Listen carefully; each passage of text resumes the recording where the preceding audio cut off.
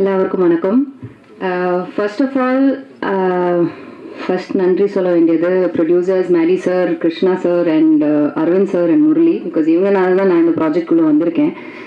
என்னோட கதாபாத்திரத்தோட பேர் வந்து பத்மாவதி. இவங்க வந்து வேற ஒரு எராலேருந்து வராங்க. இவங்களோட பெர்ஸ்பெக்டிவ்லேருந்து தான் அந்த படம் ஆரம்பிக்குது. ஸோ இவங்க வழியாக ஜிடி நாயுடு அவர்களுடைய கதையை வந்து இவங்க ஓப்பன் பண்ணுறாங்க. எனக்கு வந்து இந்த படத்தில் எப்படியாவது ஒரு ரோல் பண்ணணும்னு ரொம்ப நாள் ஆசை. ஏன்னா எனக்கு நிறைய ஃப்ரெண்ட்ஸ் இருக்காங்க கோயம்புத்தூரில். எங்கள் அண்ணா கோயம்புத்தூரில் படித்தார். ஸோ ஜிடி நாயுடு மியூசியம் போயிருக்காங்க. இந்த மாதிரி நிறைய விஷயம் கேள்விப்பட்டிருக்கேன். பட் அதை தவிர்த்து எனக்கு டீட்டெயிலாக அவரை பற்றி எதுவும் தெரியாது. ஸோ இந்த படம் மூலமாக நான் நிறைய கற்றுக்கிட்டேன் அவரை பற்றி.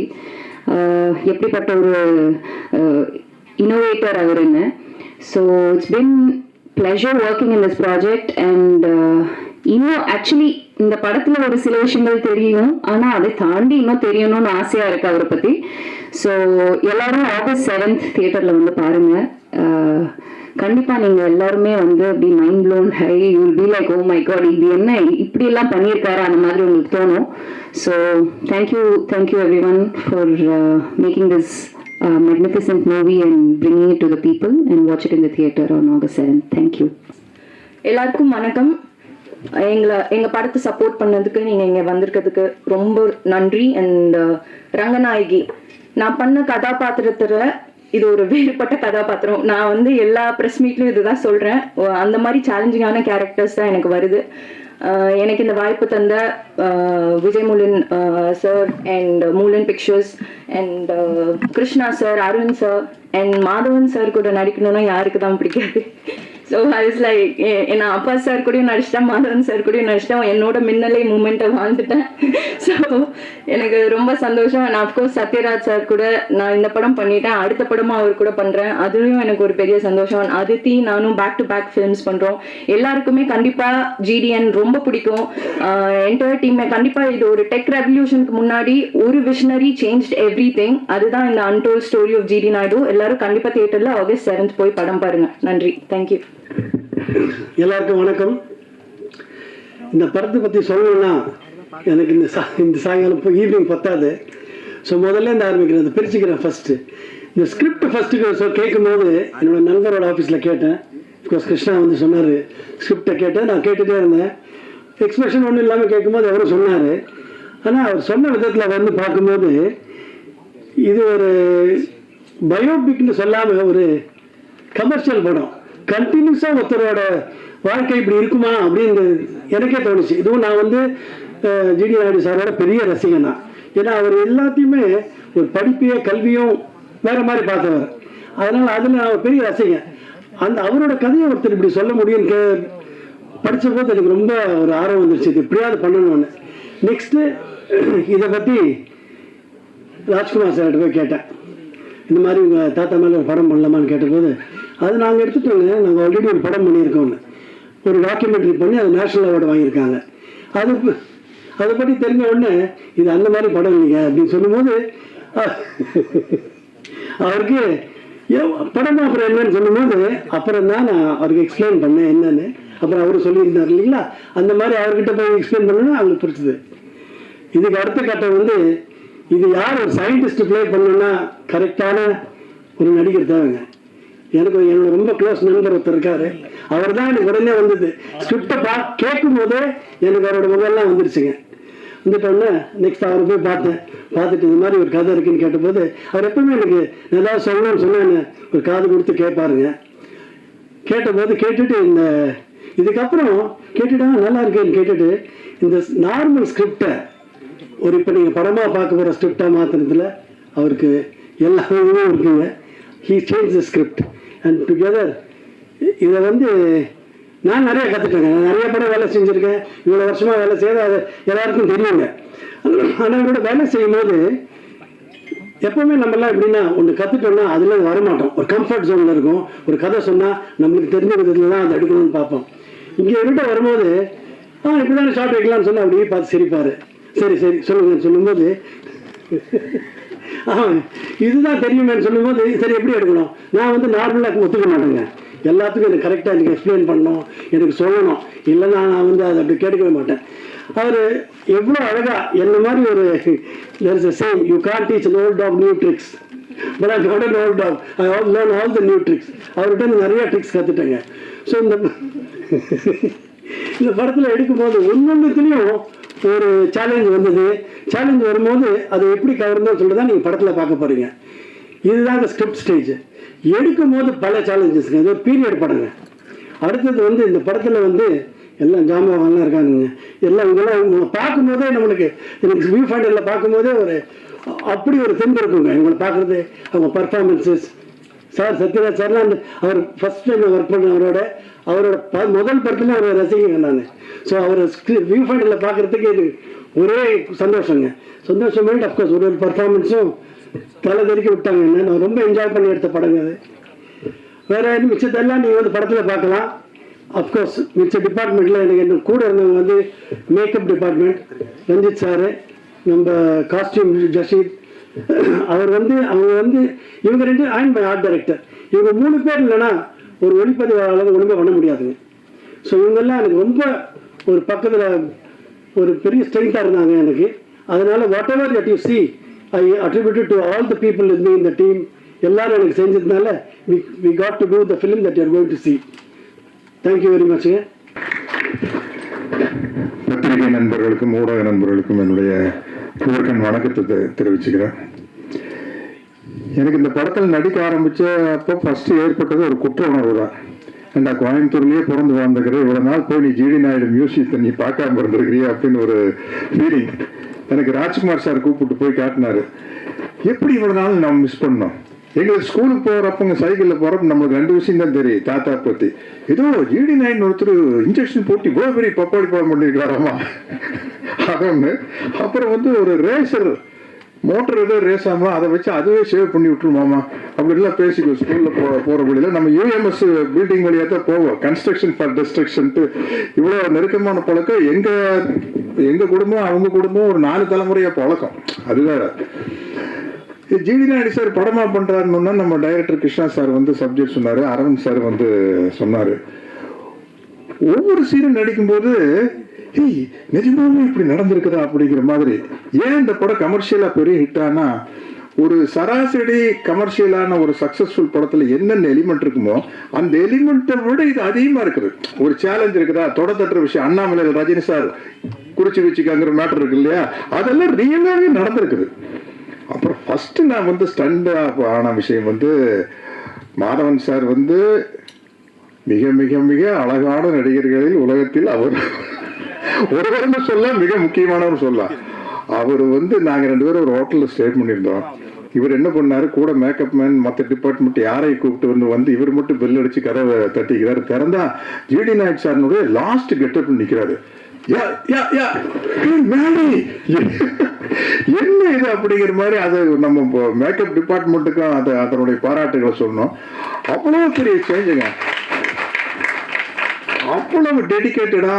அப்புறம் அடுத்த நாள் ஷூட்டிங் போகையில நம்மளுக்கு உள்ளுக்குள்ள ஒரு சேலஞ்சு என்ன, நம்ம கோயம்புத்தூர்கார, நம்ம கோயம்புத்தூர் ஸ்லாங் நம்ம என்ன பண்றதுன்னு பாத்துடலாம், முன்னாடி எப்படி பேசுறதுன்னு பாத்துலாம்னா கரெக்டா ஏனுங்க நாங்க சொல்றவங்க அப்படி இதெல்லாம் நீ கேட்காமையே நின்றுட்டு இருக்கு. ஐயோ இது என்ன இந்த ஆள் விட்டா நம்மளை கூட கோயம்புத்தூர் ஸ்லாங் நல்லா பேசிட்டு வர போறதுக்கு அப்படிங்கிற மாதிரி ஒரு எக்ஸ்பீரியன்ஸு. அப்புறம் லைனா சொல்லிட்டு போல அரவிந்த் சார் இதுக்காக எடுத்துக்கிட்ட மெனக்கெட்ட விஷயம் பெரிய விஷயம். அரவிந்த் சாருடைய ஒர்க்கு, ஜிடி நாயுடு சாருடைய பெருமையை சொல்லணும்னா தமிழ்நாட்டிலேயே பெரிய பாலத்துக்கு ஜிடி நாயுடு சார் பெருதை வச்சுக்கிறாங்க கோயம்புத்தூர்ல. தமிழ்நாட்டிலேயே இல்லை சவுத் இந்தியாலயா? தமிழ்நாட்டில் உறுதி. அது நாங்கள் ஷூட்டிங் எடுத்துருக்கையில அன்றைய முதல்வர் திரு ஸ்டாலின் சார் அவர்கள் அந்த பாலத்தை திறந்து வச்சாரு. எல்லாம் அவங்க ஃபேமிலி எல்லாம் கூப்பிட்டு போய் பெரிய அளவில் மரியாதை பண்ணாங்க. நீங்கள் யார் எப்போ கோயம்புத்தூர் போனாலும் அந்த மியூசியத்தை போய் பார்த்துருங்க. அப்புறம் ஒவ்வொரு படத்துலையும் அதாவது ஒரு மேல் ஆக்டருக்கு கெட்டப் போடுறது ஈஸி இல்லையாங்க மாடி, நம்ம தாடி வைக்கலாம், தாடி எடுக்கலாம், இது விக் அப்படி. பட் ஒரு லேடி ஆர்டிஸ்ட், அது எஸ்பெஷலி ஹீரோயினா இருந்துட்டு படத்துக்கு படம் ஒரு வேற மாதிரி கேரக்டர் பண்றது ரொம்ப கஷ்டம். அது துஷாரா விஜயன் சூப்பரா பண்ணிட்டு இருக்காங்க. நான் முதல்ல இருந்து பாக்குறேன். இப்போ அவங்களோட இன்னொரு படம் நடிக்கிறேன். அந்த படத்துக்கு இந்த படத்துக்கு கேரக்டருக்கு சம்பந்தமே இல்லை. நீங்க மேடி நீங்க பாருங்க, ரங்கநாயகி வேற, அது வேற. ஆமா ஆமா. அப்புறம் இந்த படத்தினுடைய தயாரிப்பாளர்கள் விஜய் முருகன் அவங்க எல்லாம் நம்ம அதாவது பாகுபலி அடிக்கல பிரபாஸ் சொல்லுவார், அந்த ப்ரொடியூசருக்கு வந்து வேடிக்கை பட்டிருப்பாங்க, பாருங்க சார் வேற யாரோ படம் எடுக்கிற மாதிரி ஜாலியாக வந்து நிற்கிறாங்க சார், எல்லா செலவு அவ்வளோ செலவாயிட்டு இருக்குது.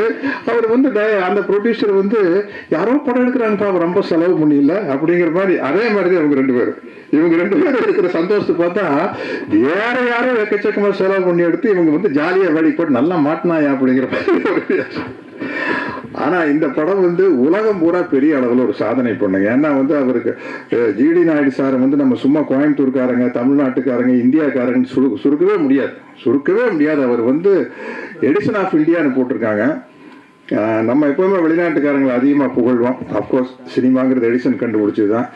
நான் வந்து சிகாகோவிலேருந்து நயாகரா ஃபால்ஸுக்கு போகிற வழியில் ஒரு லெஃப்ட் சைடில் ஒரு சின்ன கிராமம், அதுதான் வந்து எடிசன் பிறந்த கிராமம். போர்டு வச்சுருந்தது.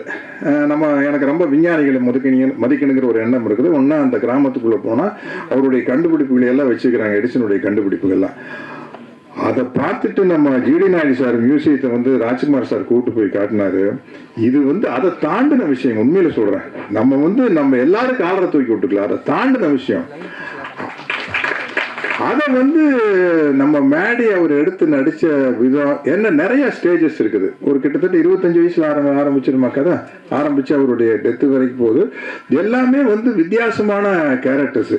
இந்த மாதிரி ஒரு பயோபிக்கை வந்து கிருஷ்ணா மாதிரி டைரக்டர்னால தான் அதை டிசைன் பண்ண முடியும். ரொம்ப ரொம்ப கஷ்டமான விஷயங்க. அதை சொல்லி அந்த குடும்பத்தில் அப்ரூவல் வாங்கி. எனக்கு இதில் வந்து ராமையா பிள்ளைன்னு ஒரு கேரக்டர்.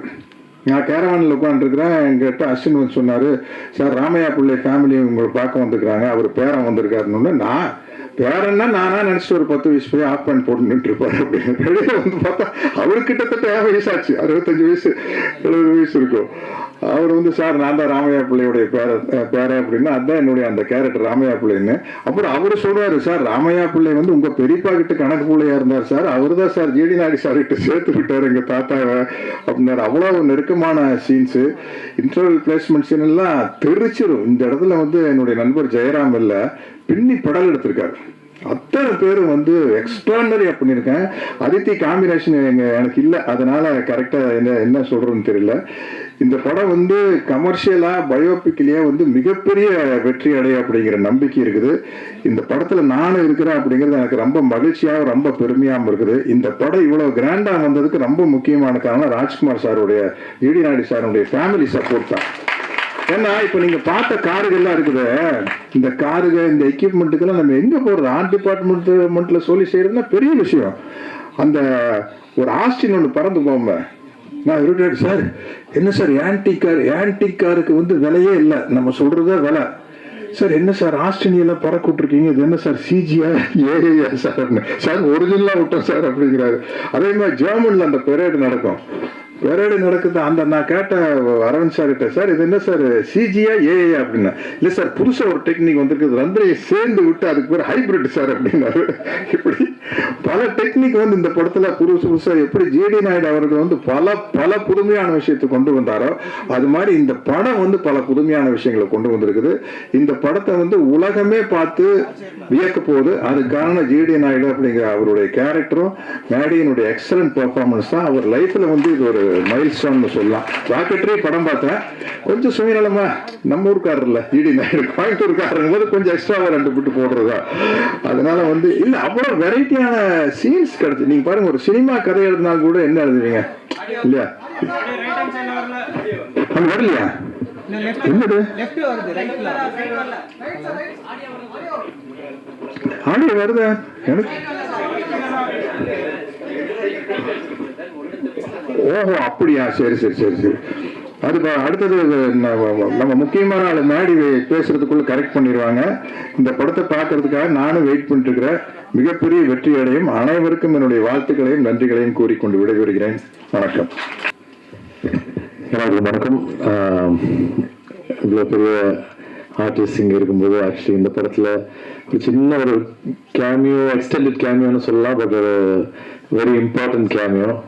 அது விஜய் முலன், ஹூஸ் ப்ரொடியூசர், அவரோட அப்பாவும் கொஞ்ச நாளாகவே நாங்கள் ஃப்ரெண்ட்ஸாக இருக்கோம். பட் இந்த ஒரு இதில் வந்து இந்த மாதிரி ஒரு கேரக்டருக்கு நீங்கள் பண்ணால் நல்லா இருக்கும்னு கிருஷ்ணா அண்ட் அவங்க எல்லாம் பேசி டிசைட் பண்ணாங்க. நானும் கொஞ்ச நாள் யோசித்தேன். இந்த மாதிரி ஒரு கேரக்டர் ஆக்சுவலி அந்த கேரக்டரோட இம்பார்ட்டன்ஸ் அவ்வளோ பெருசு.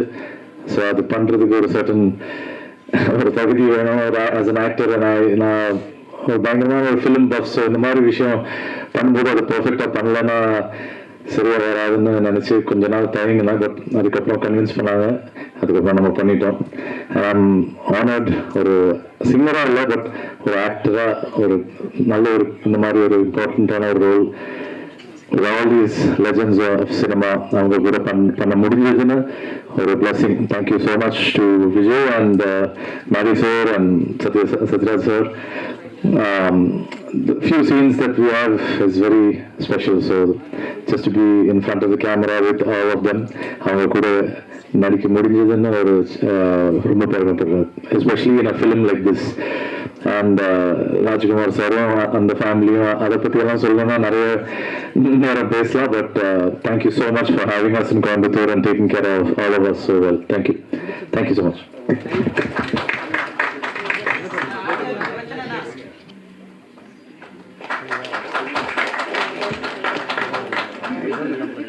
டியர் ஃப்ரெண்ட்ஸ், எனக்கு ரொம்ப தமிழ் ஜாஸ்தி கிடையில, கொஞ்சம் தெற்றெல்லாம் வரும், கொஞ்சம் க்ஷமிக்க வேண்டியது.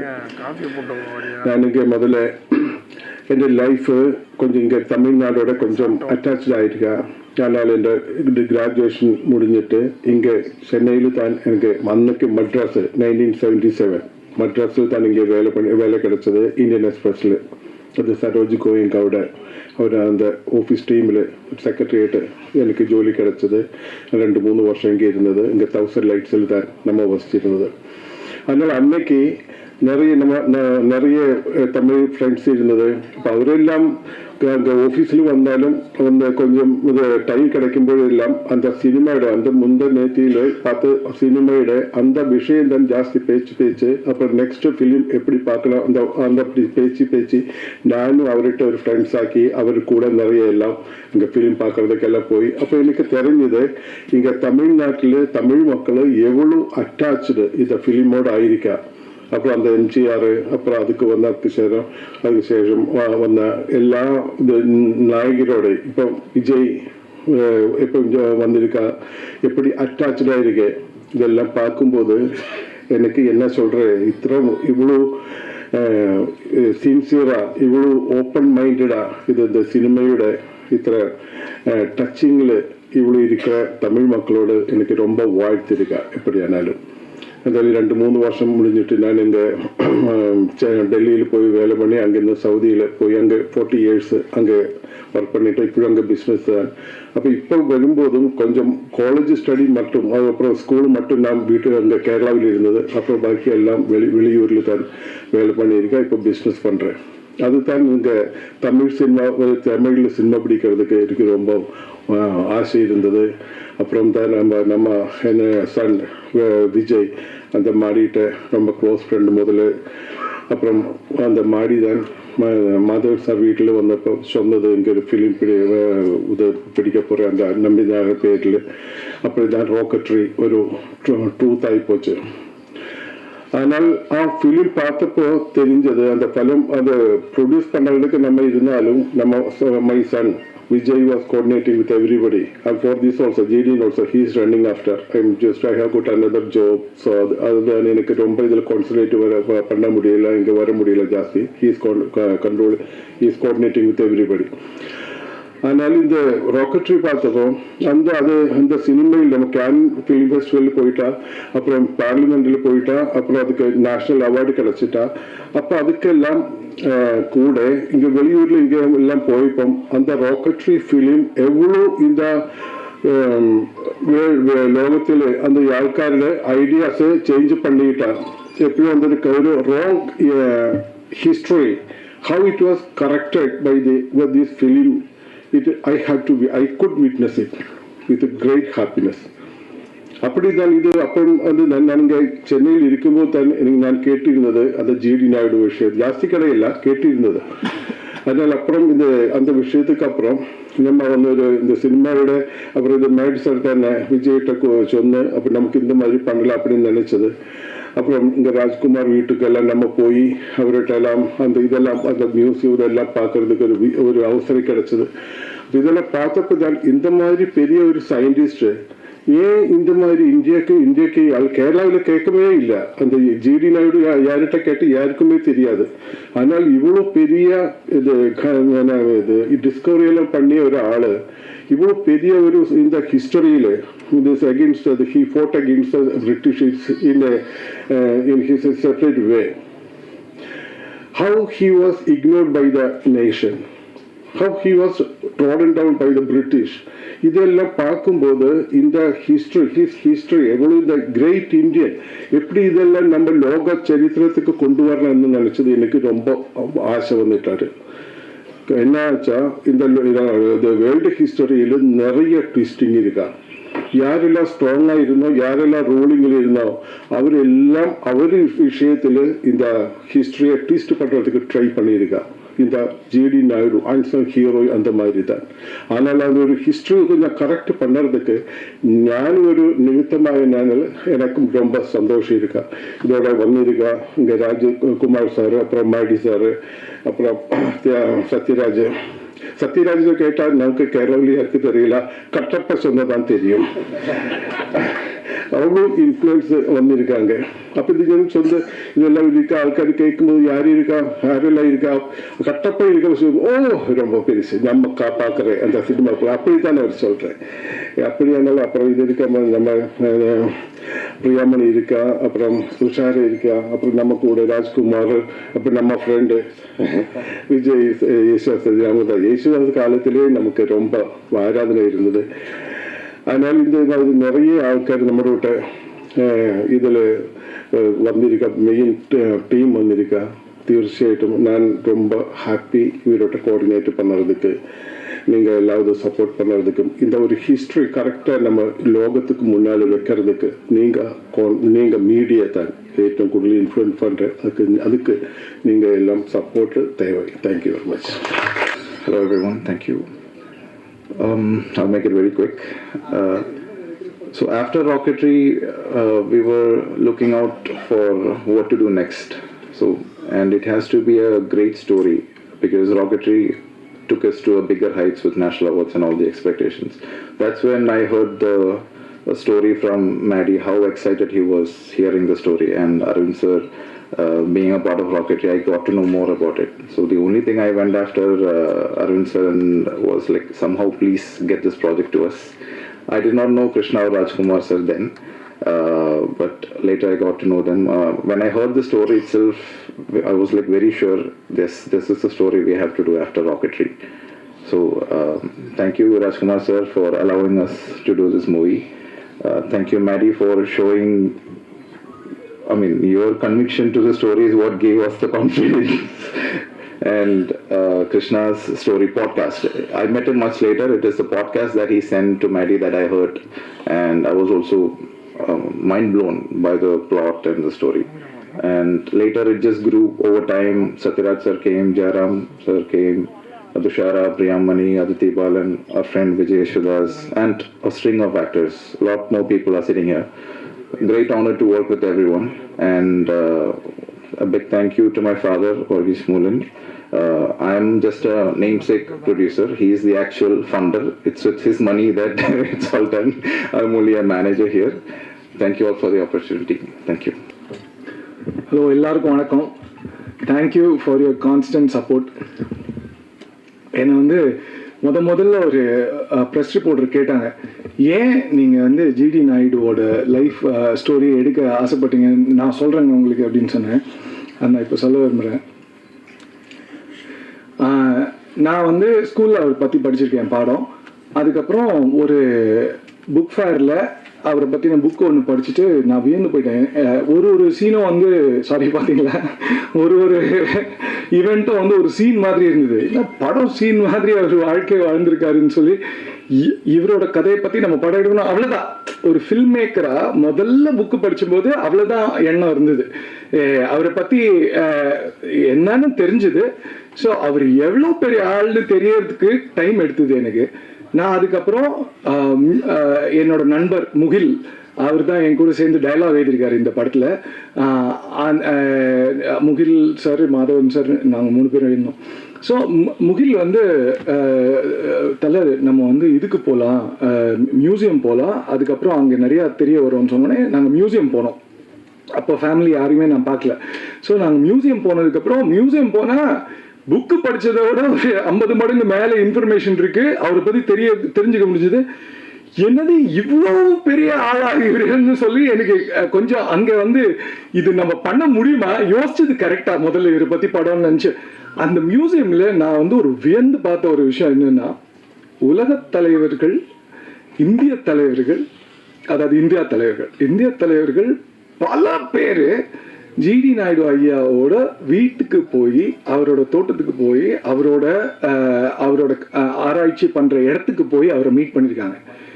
ஜிடி நாயுடு வெளியில போயிருக்காருன்னா இல்ல, அவங்க எல்லாரும், அதாவது நான் சொல்றது காந்திஜி அவர்கள், அம்பேத்கர் அவர்கள், பெரியார் அவர்கள், நேரு அவர்கள், இந்திரா காந்தி அவர்கள், கருணாநிதி அவர்கள், நான் நிற்க முடியாது, எவ்வளோ பேரு அவரோட இடத்துக்கு வந்திருக்காங்க.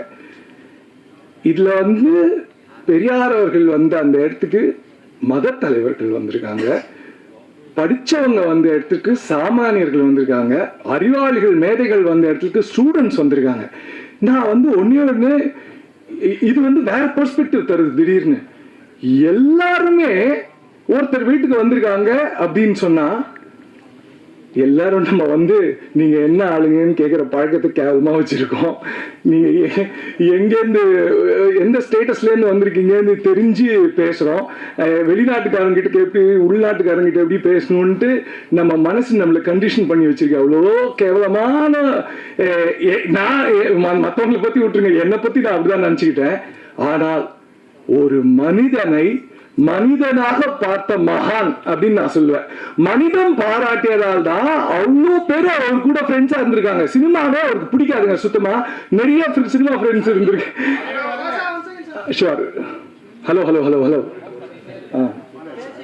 ஆடியோ.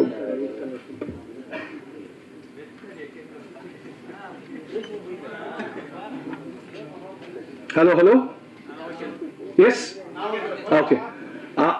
அவருக்கு சுத்தமா சினிமாவே பிடிக்காது. ஏன்னா அவர் திட்டுவாராமா. அவரோட சினிமா நண்பர்கள் பல பேர் இருந்திருக்காங்க. ஜெமினி கணேசன் அவர்கள்லேருந்து, MR ராதா, NS கிருஷ்ணன் அவர்கள்லேருந்து, பத்மினி அவர்கள்லேருந்து, ஜி ராமநாதன் அவர்கள்லேருந்து நான் எக்கச்சக்கமான போட்டோஸ் பார்த்துருக்கேன். எனக்கு லிஸ்ட் நிறுத்த முடியல. ஸோ அவங்க எல்லார்கிட்டையும் சொல்லுவாராமா, அவ்வளோ நல்ல ஊடகத்தை வச்சுட்டு அறிவியல் பேசாம என்னதையோ சொல்லிட்டு இருக்கீங்களேன்னு சொல்லி. அதனால அவருக்கு சினிமா பிடிக்காமையும் அந்த துறையிலேருந்து அவ்வளோ பேர் அவர்களுக்கு நண்பராக இருந்திருக்காங்கன்னா, ஒரு மனுஷனை நான் மனுஷனாதான் பார்ப்பேன். அவர் ஜாதி பார்க்க மாட்டேன், அந்தஸ்து பார்க்க மாட்டேன், அவங்க எந்த ஊர் பார்க்க மாட்டேன், நிறம் பார்க்க மாட்டேன், வயசு வித்தியாசம் பார்க்க மாட்டேன், அவன் மனுஷனா பார்க்க மாட்டேன். அவரோட எல்லா இன்வென்ஷன்ஸும் அதை பேஸ் பண்ணி தான் இருந்தது. ஒரு தனி மனித சுகத்திற்காக நான் இன்வென்ட் பண்ணுவேன். காசு இருக்கிறவங்களுக்கு எல்லாம் கிடைக்கும், காசு இல்லாத சாமானியர்களுக்கு எல்லாமே கிடைக்கணும் அப்படின்ட்டு. அதாவது அவரோட இன்னோவேஷன்ஸ் நீங்க பாத்தீங்கன்னா, ஒரு ஒரு வெளிநாட்டுக்காரங்க இல்லைன்னா பணக்காரங்க யூஸ் பண்ணக்கூடிய ஒரு ரேசரா இருக்கட்டும், அதை எக்ஸாம்பிளா எடுத்துக்கிறேன் நான். அதை வந்து சாமானியர்கள் யூஸ் பண்ணணும். அதாவது இப்போ என்ன காமர்ஸ்ல என்ன பண்ணுவாங்க, நீங்க ஒரு விஷயத்த வாஷிங் மிஷின் வாங்கினா கூட ஒரு மாசத்துக்கு கடந்து ஏன்னு ஃபோன் பண்ணி கேட்டா, அது நீங்க சர்வீஸ் பண்ணணும் சார் அப்படின்னு அவங்க தெளிவா வச்சிருப்பாங்க. இந்த காலகட்டத்துக்கு இவ்வளவு ஓடணும், இதுக்கப்புறம் நாங்க உள்ள வரணும், நீங்க EMI கட்டணும் அதுக்குன்னு சொல்லி, AMC போடணும்னு சொல்லி. ஆனா அது எதுவுமே இல்லாம டியூரபிலிட்டி ஃபார் எவர் வரணும்ட்டு ஒரு பிளேடு 3 தடவை ஷேவ் பண்ணக்கூடிய அளவுக்கு தயாரித்து கொண்டு இருந்த காலத்துல 20 தடவை ஷேவ் பண்ண 30 தடவை ஷேவ் பண்ணக்கூடிய ஒரு பிளேடை தயாரிச்சார். ஏன்னா சாமானியம் வாங்கி அவனுக்கு காசுலாம் ரெக்கரிங் எக்ஸ்பென்ஸ் இருக்கக்கூடாதுன்னு ஒரு எண்ணத்துல அவ்வளோ பெரிய மகான் அவர். நான் மகான் தான் கூப்பிடுவேன் அவரு. எனக்கு ஏன்னா அவர் மனுஷனை தாண்டி போயிட்டாரு அவரு. ஸோ அவரை பத்தி இந்த படம் எடுக்க எனக்கு பேருதவியாக இருந்த வர்கீஸ் மூலன் பிக்சர்ஸ், வர்கீஸ் மூலன் சார் அவர்கள், விஜய் மூலன் அவர்கள், மேடி சார் அவர்கள், சரிதா மாதவன் அவர்கள், என் ப்ரொடியூசர்ஸ்க்கு முதல்ல நன்றி சொல்லிக்கிறேன். எனக்கு எல்லாத்தையும் மேலே மேடி சார் வந்துட்டு இந்த படம் எஸ் சொல்லலைன்னா கண்டிப்பாக அதுக்கு அது நகர்ந்திருக்காது. ஆனால் அது வந்து என்னோட காயின், ரெட் காயின், என்னோட ஸ்ட்ரைக்கர் வந்து அரவிந்த் சார் தான். ஏன்னா நான் வந்து முதல்ல வேற ப்ரொடியூசர் தான் பண்ண வேண்டியதாக இருந்தது. அவங்க கிட்ட கதை சொல்லும்போது அந்த கதை கேட்குற இலாக்கா வச்சிருந்தார் அவரு. அதுல இருந்தவர் ஒருத்தர் தான் அரவிந்த் சார். அரவிந்த் சார் வந்துட்டு கதை கேட்டுட்டு கிட்ட வந்து பேசினாரு. எல்லாருக்கும் பேர் தானே தெரியும், அவர் யாருன்னு எனக்கு எப்படி தெரியும், கேமரா பின்னாடி இருந்தா எனக்கு எப்படி மூஞ்சி தெரியும். அதனால நான் போயிட்டு சார் எஸ் சார் அப்படின்னு, நீ கமர்ஷியல் படம் மாதிரி எழுதியிருக்கேன் அப்படின்னாரு. சார் நான் எழுதல சார், அது ஜிடி நாயுடு வாழ்ந்தது சார், அவர் அப்படிதான் வாழ்ந்திருக்காரு, அதை நான் சும்மா எழுதியிருக்கேன் அவ்வளோதான் அப்படின்னு சொன்னேன். இல்லை ரொம்ப நல்லா வந்திருக்குன்னு இவர் என்ன நம்ம கிட்ட வந்து பேசினே இருக்காரு, என்ன வேணும் அப்படிதான் சார் நினச்சேன் ஃபர்ஸ்ட். அதுக்கப்புறம் வந்து சார் வந்து சரி நீ இந்த விஷயத்த நான் ஃபேமிலி கிட்ட பேசுறேன்னு, என்னது அப்படின்னா இல்லை எனக்கு அவங்க ஃப்ரெண்ட்ஸ்னாரு. காமான இவரை போய் விட்டமே அப்படியே டைட்டாக பிடிச்சிட்டு அப்போலேருந்து இப்போ வரைக்கும் அவர் தான் ஃபேமிலி கிட்ட எடுத்துட்டு போயிட்டு கதை சொல்ல சொன்னாங்க. ஃபேமிலிக்கு பிடிச்சதுன்னு தெரிஞ்சோடனே எனக்கு கைகள்லாம் உதறது, என்ன உண்மைதானான்னு கிள்ளி பார்த்துக்கிட்டேன். அதுக்கப்புறம் மேடி சார் கூப்பிட்டு போனாங்க. மேடி சார் கிட்ட வந்து லீலா பேலஸ்ல நான் கதை சொன்னேன். நல்லா அவருக்கு மேடி சார் வந்து எந்த விதமான ஒரு எக்ஸ்பிரஷனை காமிக்கவே மாட்டாரு. சினிமாவில் அவ்வளோ எக்ஸ்பிரஸ் பண்றாரு, கதை கேட்கும்போது ஒரு எக்ஸ்பிரஷன் இல்லைன்னு செம டென்ஷனா இருக்கும். அப்புறம் நான் கரெக்டா எக்ஸிட் ஆகும்போது மட்டும் குட் பிராவோ அப்படின்னு சொல்லிட்டு இங்கே ஒரு தட்டினாரு. அப்பதான் தெரிஞ்சது ஓ பிடிச்சிருக்குன்னு சொல்லி. அதுக்கப்புறம் நான் வந்து ஒரு 2.5 ஹவர்ஸ்க்கு ஒரு 2 hour 40 minutesக்கு ஒரு ஆடியோ புக் மாதிரி படம் ஃபுல்லாத்தையும் நெரேட் பண்ணி, டயலாக்ஸும் நெரேட் பண்ணி, அதில் வந்து மியூசிக் போட்டு எஃபெக்ட்ஸ்லாம் போட்டு, ஏன்னா எல்லாருக்கும் போய் நெரேட் பண்ணணும்னு சினிமாவில் எனக்கு தெரியும், பல டைரக்டர் ஃப்ரெண்ட்ஸ் சொல்லியிருக்காங்க. அது எனக்கு சோம்பேறித்தனம், அதனால இதை போய் ப்ளே பண்ணி காமிச்சுனா ஈஸியாக இருக்கும்னு சொல்லி. ஆனால் மேடி சார் வந்து அது பார்த்துட்டு அது கேட்டுட்டு என்கிட்ட ஒன்று சொன்னார், கிருஷ்ணா இதில் ஒரு பெரிய விஷயம் என்னென்னா, எனக்கு ஆக்டரா இந்த கதை பிடிச்சதோட செகண்டரியா ப்ரொடியூசரா என் கண்ணு முன்னாடி நீ ஃபுல் கதையை நிறுத்திட்ட, எனக்கு எவ்வளோ செலவழிக்கணும் எல்லாமே தெரியுது. ஒரு சினிமானா ஒரு பகுதி மட்டும் இல்லை, உங்க எல்லாருக்கும் தெரியும் பல பகுதிகள் இருக்கு. ப்ரொடியூசராகவும் I will have to get in to இட்னு சொல்லி ஹி காட் இம்ப்ரெஸ்ட் அண்ட் இந்த சான்ஸ் கொடுத்தாரு. ரொம்ப தேங்க்ஸ் சார். இதெல்லாம் ஒரு பகுதியாக இருக்கட்டும். நான் ஆட்ஸ் பண்ணியிருக்கிறதுனால நான் உங்ககிட்ட ஒன்று சொல்ல விரும்புகிறேன். அட்வர்டைஸ்மெண்ட்டில் ப்ராடக்ட் இம்பார்ட்டன்ட்டு, பிராண்ட் இம்பார்ட்டன்ட்டு. அது எல்லாத்தையும், அந்த ப்ராடக்டையும் பிராண்டையும் நீங்கள் அதை பார்த்து அதுக்கு எப்படி ப்ரொமோட் பண்ணுன்றதை தாண்டி கிளைண்ட்ஸ் அந்த ப்ராடக்ட் வந்து குழந்தை மாதிரி வளர்த்த அந்த கிளைண்ட் எஸ் சொல்லணும். கடைசியில் அவங்க எஸ் சொல்லனா திருப்பி கடை கீழே வந்து விழுந்துரும். அது மாதிரி எனக்கு அட்வர்டைஸிங்ல இருந்ததுனால அந்த இதில் நான் அந்த கம்பேர் பண்ணுறேன். ஃபேமிலி கிட்ட போய் கதை சொல்லும்போது அவங்க என்ன விஷயம்னா, நான் பாட்டுக்கு ஃபிக்ஷன் உள்ள எங்கே சேர்க்கணுமோ சேர்த்தாச்சு, ஆனால் அது அவங்களுக்கு கரெக்டாக பொருந்தணும் இல்லை. ஸோ அவங்க கேட்கும்போது ஜிடி ராஜ்குமார் சார் இருந்தாங்க, ஜிடி நாயுடுவோட புதல்வன் பையன் ஜிடி கோபால் சார் அவங்க இருந்தாங்க. கதை கேட்கும்போது அவங்க உட்காந்துட்டு இருந்தாங்க, அவங்க மருமகள் சந்திரா மேடம், இவங்க 3 பேரும் உட்காந்துருந்தாங்க. இவங்க தான் டிசைடிங் அத்தாரிட்டி. ஸோ கதை சொல்லி முடிச்சதுக்கப்புறம் ஜிடி நாயுடு அவங்க பையன் கேட்குறாங்க, கோபால் சார் உனக்கு எப்படி இதெல்லாம் தெரியும் அப்படின்றாரு. ஆமாம் உனக்கு எப்படி இதெல்லாம் தெரியும் அப்படின்னு சொல்கிறாரு.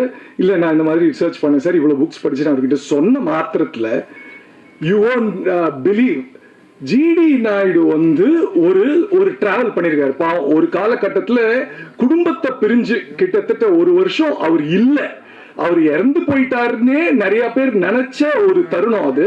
ஏன்னா அவரால் இந்தியா ரிட்டர்ன் பண்ண முடியாத காலத்துல எங்கேருந்து எங்க போனாருன்னு பாஸ்போர்ட் எதுவுமே பார்க்காம கட கட கட கட கடன்னு எனக்கு சொன்னாரு. இப்ப 80+ இருக்கு, 85+ இருக்கு.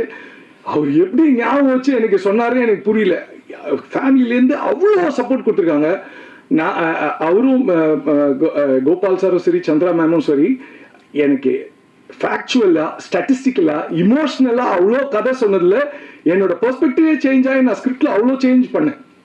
அதுக்கப்புறம் ஜிடி ராஜ்குமார் சார் மாதிரி நான் ஒரு உழைப்பாளியை பார்த்ததே இல்லை. எனக்கு என்னன்னா, அவரு தாத்தா அவ்வளோ பெரிய இன்ஸ்பிரேஷன்னா வந்து அந்த தாய் 8 அடினா புள்ள 16 அடினா யோசிச்சு பாருங்களேன், சான்ஸே இல்லை.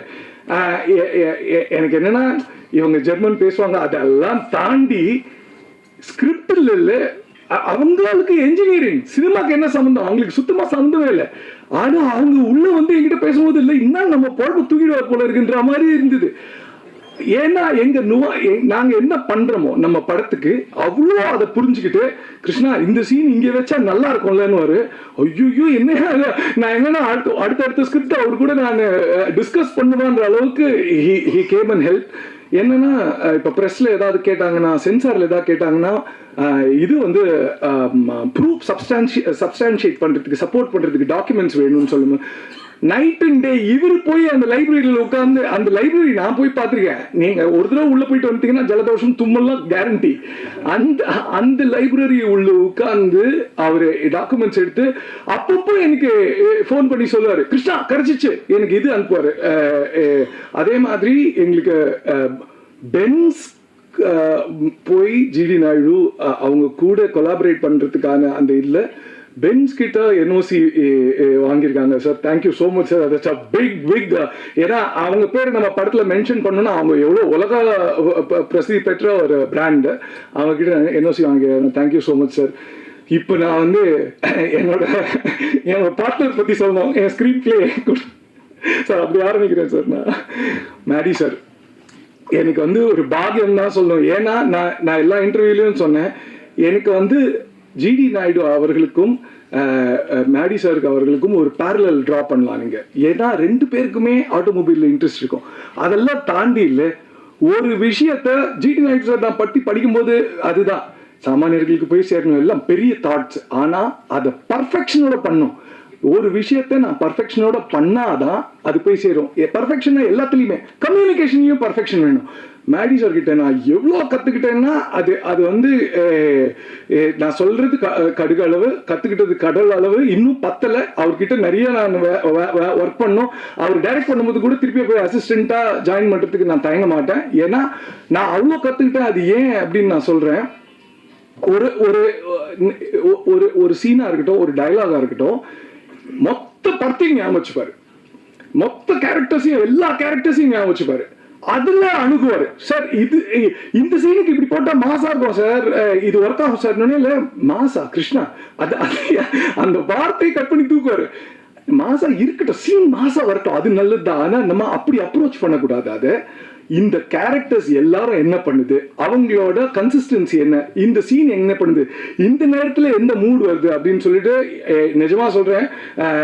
அப்புறம் அவர் வந்து பேர் போடும்போது என் பேர் கீழே போட்டுக்கோ ஸ்கிரீன் பிளேன்னு சொன்னாரு. எனக்கு அது மேலதான் போடணும். ஏன்னா it's not just that like இவ்வளவு அனுபவத்தை வந்து அவர்கிட்ட இருந்து ஈஸியா டேப் பண்ணி எடுக்க முடியும் இந்த ப்ராஜெக்ட்லன்னா I am feeling really grateful sir. Thank you so much.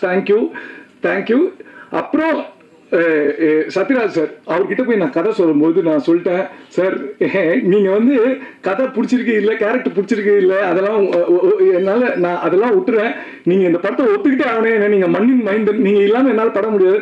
நீங்க முதல்ல ஓகே சொல்லிட்டு நான் அப்புறம் கதையெல்லாம் சொல்றேன். அந்த லெவலுக்கு அவர் வீட்டில் போயிட்டு நான் கதை சொன்னேன்.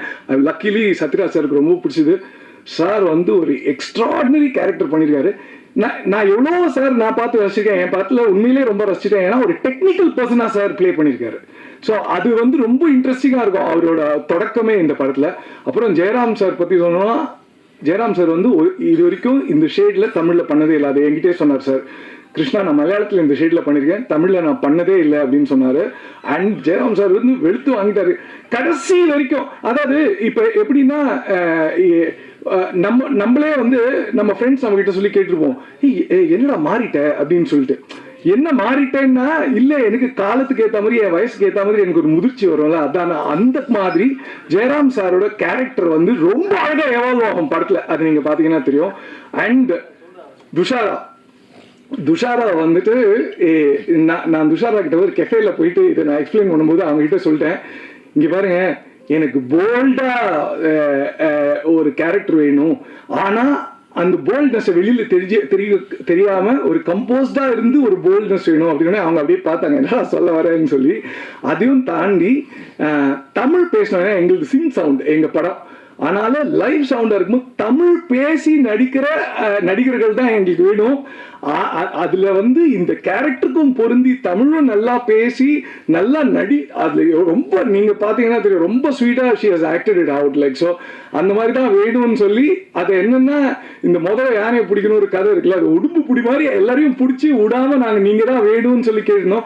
அண்ட் பிரியாமணி மேம் வந்து செம்ம ஸ்வீட்டாக வந்து எனக்கு ஸ்க்ரீன் ப்ரெசன்ஸ்லாம் கூட இல்லை, இந்த கேரக்டருக்கு பயங்கர இம்பார்ட்டன்ட் இருக்குது, நான் வரேன் அப்படின்னு சொன்னாங்க. அதித்தியும் அதான், அதித்தி வந்து ஆக்சுவலாக வேற எரா படத்தில், அவங்களுக்கும் இந்த படம் நடக்கிற டைமுக்கும் சம்மந்தமே இல்லை. அது ஒரு ரொம்ப நல்ல character, you should watch it. And இவர் வந்து ஏன் நீங்கள் ரிவீல் பண்ணலன்னு தெரியல உங்கள் கேரக்டரை.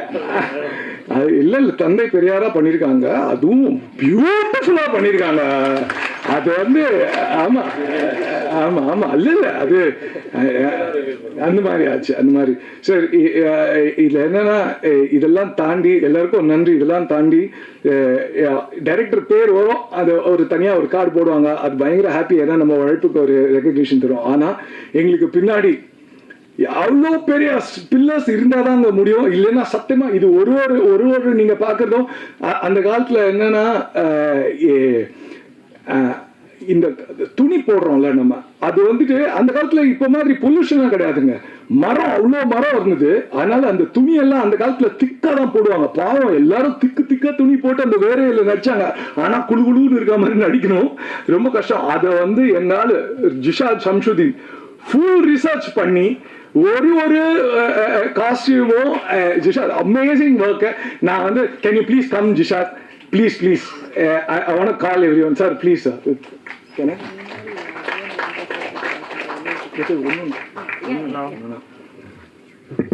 இதுதான் எங்க costume designer Jishad. Sorry, I'm going to call you all. அப்புறம் என்னோட மேக்கப் பர்சன், அது என்னன்னா அவருக்கு ரஞ்சித் சாருக்கு எவ்வளோ பெரிய சேலஞ்சுனா, எல்லாருக்கும் பீரியட் லுக்கு கொடுக்கணும். பீரியட் லுக்கு வந்து எல்லாருமே 1917 படம் 1960 வரைக்கும் போகுது, எல்லாரும் வயசாகணும். அப்புறம் டெய்லி வந்து எந்த பீரியடுன்னு வேற அவர்கிட்ட நாங்கள் சொல்லணும், ஏன்னா அந்த பீரியட்னு தெரிஞ்சாதான் ஆக்டர்ஸ் கிட்டயும் சொல்லணும், அவர்கிட்டயும் சொல்லணும். ஜூனியர் ஆர்டிஸ்ட்லாம் இருப்பாங்க, ஒரு பீரியட்ல வந்து இங்க மட்டும் முடி இருக்கும், அப்புறம் குடுமி இருக்கும், கிராப் ஆகணும், எல்லா ஜூனியர் ஆர்டிஸ்டும் ஞாபகம் வச்சுக்கணும். வெறும் பெரிய ஆக்டர்ஸ் ஞாபகம் வச்சா கூட பரவாயில்ல, எல்லா கட்டத்திலையும் அவங்க ஞாபகம் வச்சுக்கணும். அது வந்து அவர் எப்படி அந்த கணக்கை போட்டாருன்னு அப்புறம் தெரிஞ்சுக்கிறேன். Great work. அதுக்கப்புறம் வந்து எங்களோட போஸ்டர் டிசைனர் அனு ப்ளீஸ் கம்னோ. ஸோ அவர் வேற ஒரு கம்பெனியில வேலையும் செஞ்சுட்டு எங்களுக்கு டிசைனும் பண்ணுவார். அவர் அந்த மாதிரி ஒரு ஆளு, எப்ப கேட்டாலும் போன் எடுத்து அடிப்பாரு. காத்தால ஒரு 10 மணிக்கு நான் போன் எடுத்து 10 அந்த மாதிரி ஒரு 11:30க்குலாம் காத்தால போன் வச்சு 11:30க்கு நம்ம சாப்பிட்டு ரெடியா இருப்போம்ல, போன் கிருஷ்ணா அப்படின்னு. ஏன்னா நைட் ஷிஃப்ட் பண்ணிருப்பாரு கம்பெனில, நம்மளுக்கு பாவம் தெரியாது, அவருக்கு டேல நைட்டு அவரு பிடிச்சி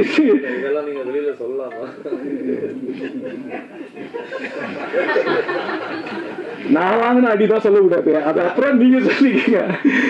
ஸோ அதனால தேங்க்யூ ஸோ மச். இன்னொன்று என்னன்னா கடைசியா தேங்க்யூ ஜி, நீங்க if you want please it's என்னோட ஸ்வீட் ஹார்ட் விஜித் என் எடிட்டர், அதுக்கப்புறம் என்னோட சவுண்ட் சதாஷிவ், அவங்க இன்னைக்கு வரல. அவங்க வந்து QC பார்த்துட்டு இருக்காங்க, அதனால அவங்களால வர முடியாது, அவங்க இப்போ வேலையில் தான் இருக்காங்க.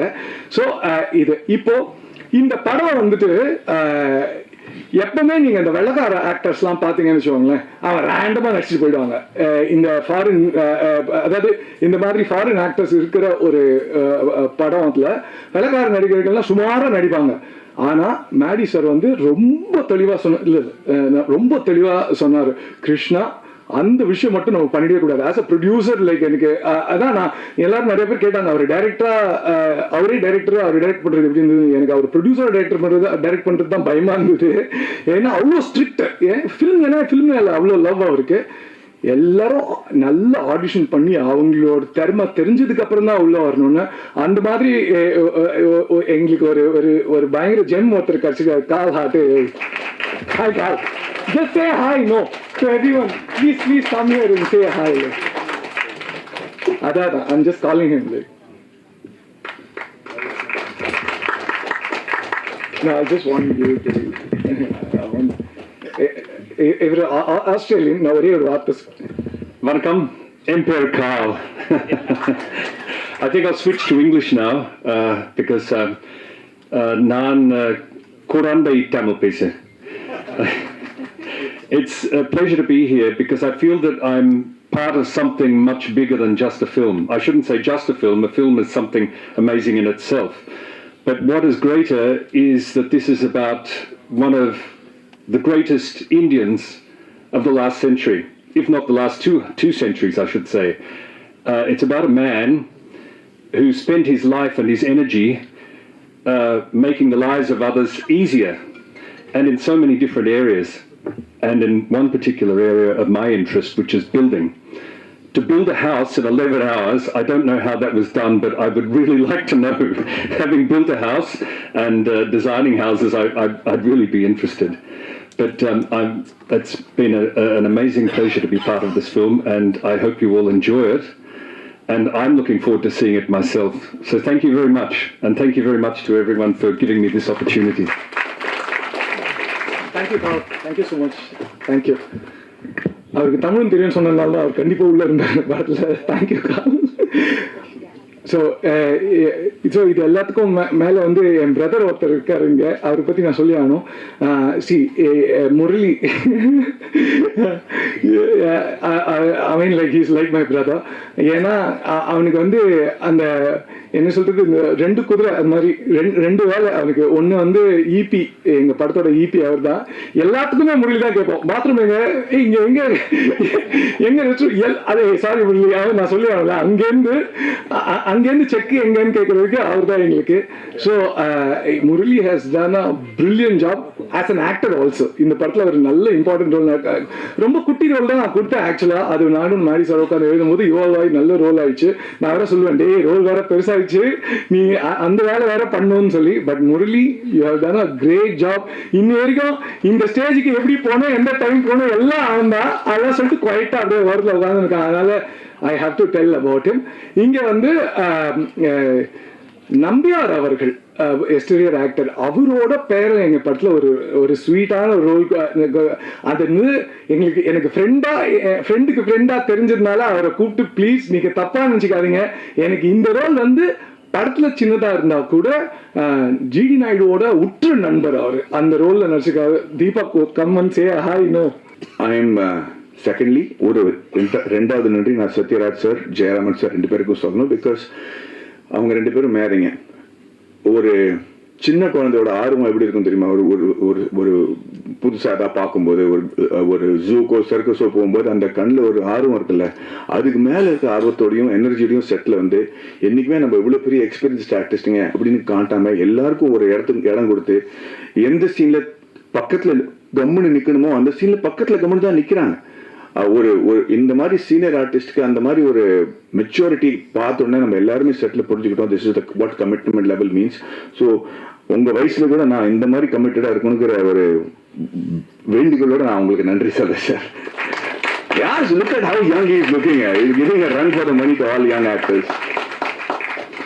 And கடைசியாக நன்றி சொல்றது ஏன் மறுபடியும் நன்றின்னு சொல்கிறேன், பிகாஸ் இதுக்கு இந்த சினிமாவுக்கு பொறுத்த ஒரு விஷயமா இருக்கு. இஸ் விஜய் அண்ட் வர்கீஸ் மூலம் 2 பேரும் என்னோட ராக்கெட்டில் ப்ரொடியூசராக இருந்தாங்க. இந்த படம் பண்ணும்போது பல வாட்டி எனக்கு வந்து நான் உள்ளே போயிட்டேன்னா வெளியே வர முடியாதுன்னு எனக்கு தெரியும். ஆனால் எனக்கு நம்பிக்கைன்னு ஒன்று கொடுக்கறதுக்கு ஏன் இல்லாமல் இருக்கிறதுக்கு காரணம் என்னன்னா, எனக்கு புரியல ஏன் இந்த ஆளை பற்றி யாருக்கும் தெரியல அப்படிங்கிறது. நான் நிறைய ஆராய்ச்சி பண்ணிட்டு இருந்தேன், அதுக்கு டைம் ஆகிட்டு இருந்துச்சு. அண்ட் நிறைய வாட்டி நான் விஜய் டெஸ்னா, Vijay I sure you want to do this film, I sure you want to do this film அப்படின்னு கேட்டிருக்கேன். எனக்கு என் மேலே எவ்வளோ நம்பிக்கை இல்லையோ அதை விட பல மடங்கு அதிக நம்பிக்கை விஜய்க்கு என் மேலே இருந்திருக்கு. அதுக்காக ரொம்ப நன்றி விஜய், தேங்க்யூ மேம். என்னை பற்றி என்னையே வந்து கற்றுக்க வச்சுட்டாரு. ஸோ ஐம் அண்ட் அதுக்கு காரணம், the reason I'm saying is, ஏன் இந்த படம் பண்ணக்கூடாதுன்னு நான் சொல்லிட்டு இருக்கிறதுக்கு காரணமே இதுதான். ஏன்னா ஏதோ ஒரு மனசுல நெருக்கலாக இருந்துச்சு. ஏன் why is people not talking about him? And I just couldn't find the reason. I just do not know why we didn't celebrate him. And that was making me very insecure. And finally, podcast சொல்லிட்டு இருப்பார்ல நம்ம இயக்குனர், ஒரு he's become not just my director but a very close family மாதிரி. But படம் ஒத்துக்கிறதுக்கு காரணமே இந்த மாதிரி ஒரு பாட்காஸ்ட் தான். இந்த படத்தோட ஒரு சீனோட பாட்காஸ்ட் நான் ப்ளே பண்ணி காட்டணும்னு ஆசைப்படுறேன் சார். இவரோட குரல், இவர் பண்ண சவுண்ட் எஃபெக்ட்ஸ் எல்லாரும் கேட்டுங்க. அவரது உதவியாளரும் இன்னொரு குமாஸ்தாவும் பேசிக் கொண்டிருக்கிறார்கள். சாரங்கபாணி வந்ததும் எழுந்து நிற்கிறார்கள். சாரங்கபாணி டென்ஷனாக, வெளில போறது ஜிடி நாயுடு ஆபீஸ்ல வேலை பார்க்குற கிளர்க்கு தானே, எதுக்கு வந்துட்டு போறார்? வருமான வரி உதவியாளர். ஐயா, இவர் வேற ஜோலியா வந்திருக்கிறாரு. மிஸ்டர் போஸ்னு ஒருத்தரோட கடந்த 3 ஆண்டுகளா வருமான வரி கட்டின விவரங்களை கேட்டு வாங்கிட்டு போறார் சார். சாரங்கபாணி டென்ஷனாக, யார் வந்து என்ன கேட்டாலும் கொடுத்துருவியா? வருமான வரி உதவியாளர், இல்லைங்க சார், அவர் போஸோட சரியான ஆவணங்களை எல்லாம் காமிச்சிட்டு தான் வாங்கிட்டு போறார் என்று அந்த ஆவணங்களை காண்பிக்கிறார். சாரங்கபாணியும் அவற்றை பார்க்கிறார். சாரங்கபாணி குழப்பத்துடன், அது சரி, ஆனா நாயுடு ஆபீஸ்ல இருந்து எதுக்கு போஸோட ஆவணங்களை வாங்கிட்டு போறா என்று அவர் கேட்க, மற்றவர்கள் புரியாமல் விழிக்க, வெளியே ஏதோ சலசலப்பு கேட்டு இவர்கள் வெளியே வராண்டாவுக்கு வருகிறார்கள். பியூன் ஓடி வருகிறார். பியூன் சாரங்கபாணியிடம், சார், ஒரு ஆள் நாயோட வந்து கலாட்டா பண்றாரு சார், நாயை உள்ள விட முடியாதுன்னா கேட்க மாட்டேங்கிறாங்க, எகத்தாளமா பேசுறார் சார் என்று சொல்ல சாரங்கபாணி வெளியே பார்க்கிறார். அங்கே ராஜபாளையம் நாட்டு நாய் ஒன்றுடன் ராமையா பிள்ளை. நாய் மற்றவர்களை பார்த்து குறைத்தபடி இருக்க அதன் பிடியை விடாமல் இருக்கிறார் ராமையா பிள்ளை. சாரங்கபாணி வாசலை நோக்கி நடந்து வருகிறார். ராமையா பிள்ளை உறக்க சாரங்கபாணிக்கு கேட்கும்படி, வணக்கம் சார், வாழ், இப்பதான் அடிக்கடி சந்திக்கிறோம். சாரங்கபாணி கடுப்புடன் நடந்தபடி, மீதி போய் படத்துல பாருங்க. இப்படி ஒருத்தர் கதை சொன்னாங்கன்னு வச்சுங்களேன், எப்படிங்க நம்ம பண்ணாம இருக்க முடியும்? இதை பத்தி கவலைப்படாத, இன்னும் 4 மணி நேரத்துல படம் பார்க்க போறாங்க. ஸோ அது இதுல நிறைய மாற்றங்கள் இருக்கு, பேரெல்லாம் மாத்திருக்கோம் நம்ம, அதனால ஏன்னா அந்த சென்சாரோட மேட்டர்லாம் இருக்கு. பட் இரியா உன் குரல்ல எனக்கு ராத்திரி கூட கேக்குது. ஸோ அந்த மாதிரி ப்ரெப் இருக்கும்போது எந்த நடிகனாலையும் இல்லைன்னு சொல்ல முடியாது. ஸோ இந்த வாய்ப்பு எனக்கு கிடைச்சிருக்கு, நான் வந்து ரொம்ப பெருமைப்படுறேன். காந்தின்னு ஒரு படம் சொன்னா நீங்க வந்து பென் கிங்ஸ்லி பத்தி தான் யோசிப்பீங்க. பிகாஸ் இல்லை, நம்ம வந்து அன்றைக்கி நம்ம பேசிட்டு இருக்கோமோ வீரபாண்டிய கட்டபொம்மன்னா நமக்கு வந்து சிவாஜி கணேசன் சார் தான் ஞாபகம் வருவார். அது ஒரு பெருமையோட ஒரு பொறுப்பு கூட தான். So I hope that with GD Naidu I have done justice to one great legendary man and be my honour. Thank you very much. வணக்கம், நன்றி. இன்னும் 3 மணி நேரத்தில் படம் ஸ்டார்ட் ஆகும் போது நீங்கள் சீக்கிரம் கிளம்பி போய் ஃபேமிலியோட திரும்பி வந்துருங்க, படம் பாருங்க ப்ளீஸ். தேங்க்யூ.